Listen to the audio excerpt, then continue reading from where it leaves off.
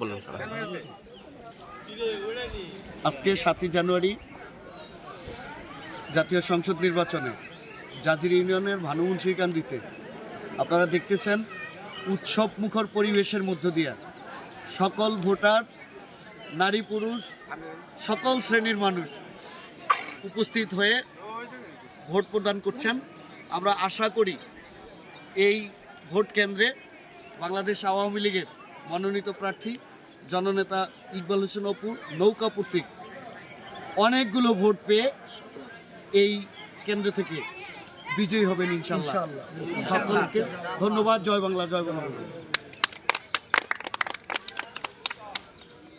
ছবিটা সুন্দর